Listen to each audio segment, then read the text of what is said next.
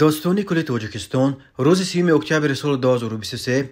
از افتتاح پرونده جنایتی به ضد یک جوانزن ساکن شهر دوشنبه با اتهام همکاری با سازمان‌های ممنوع خبر داد. گفته می‌شود جمعیوه قبلا در تاجیکستان برای اوباشی، قصداً نیست و نابود کردن مال و ملک بیگانه و تمجوی محکوم به زندان شده، یک مرتبه دیگر در روسیه برای قاچاق مواد مخدر زندانی شده بود. خود این جوانزن برای شرح مستقیم قضیه دسترس نیست، ولی بنا به فرضیه دادستانی شهروند جمعیوه سال تولدش 1989 زاده و ساکن شهر دوشنبه که قبلا با ماده‌های 255 قسم 1، 250 قسم 1، 237 قسم 1 کودکس جنایتی جمهوری تاجیکستان و ماده 228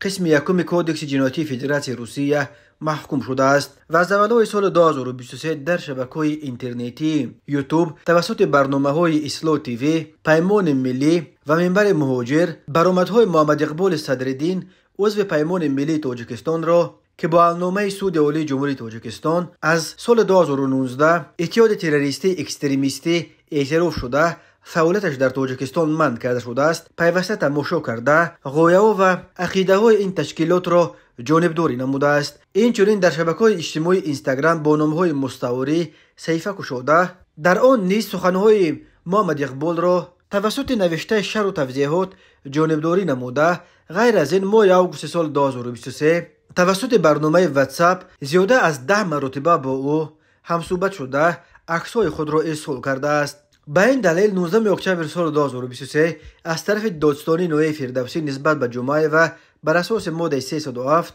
کودکس جنایتی جمهوری تاجیکستان پرونده جنایتی آغاز کرده شده او به حبس گرفته شد. تفتیشات پیشکی با این پرونده جنایتی ادامه دارد. به جمعیوه بر اساس قسم دوم ماده 307 علاوه 3 همچون جزا از 5 تا 8 سال زندان تهدید میکند. اسلو تیوی یکی از پربیننده ترین طرحهای مطبوعات اپوزیسیون تاجیک در خارج به شمار می رود و بسیاری از برنامه‌های آن در یوتیوب و دیگر پلتفرم‌های اینترنتی ده هزار و برخی 100 هزار تماشابین جمع می‌آورند. مؤسس اسلو تیوی محمد اقبال صدرالدین چند سال باز در فرانسه به سر میبرد.